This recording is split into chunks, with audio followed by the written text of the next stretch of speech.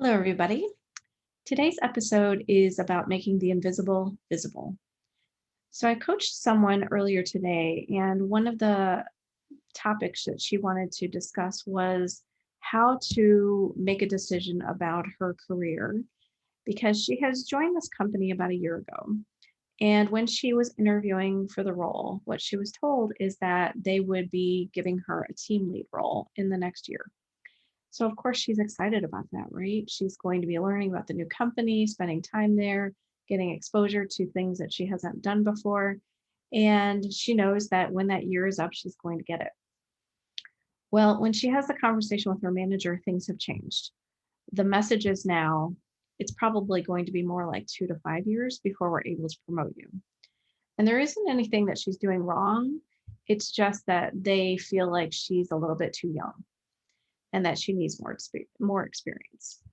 And so that's going to cause her to feel a little bit distrustful of her management because she's getting a different message than she got originally, cause her to be disengaged, cause her to question whether or not she should have even joined that company. And so when we met today, what we talked about is how is that making her feel? How is she dealing with that situation? And what does she really want to do going forward? And there's a couple of different ways to look at it. One is, does she really want to stay at that company? It's always nice to say that the grass is greener at another company and the culture will be better or things will be better, but that isn't always true. And you don't know that until you get in there. And it's always easy to say, this company is doing me wrong, feel more like a victim. And so that's not also very helpful to you as a leader. And so, how can you deal with that situation in the best way? So, what I gave her to an idea to think about is how can she prove that she's doing more than maybe what they think she's doing?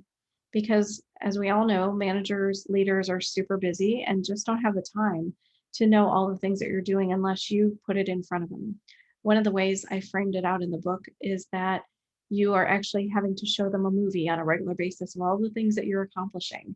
And how can you do that for them in the best way? And so I said to her, do you have an idea of what the team lead role entails? Do you have a job description for that? She said, I do.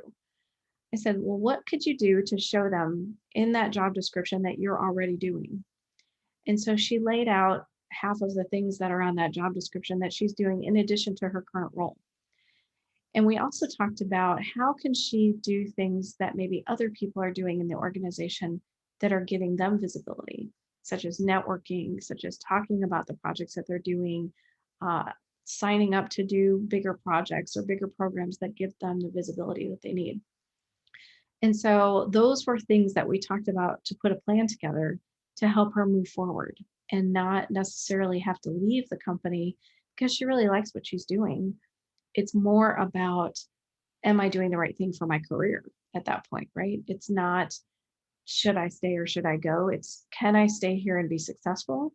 And I need to do more things to see if that answer is yes. And if that answer is yes, then it helps me move forward towards a team lead role. And if it's no, then maybe I need to think about that further. I need to decide if I want to move to something else and what would that look like? And know that it may not be perfect either.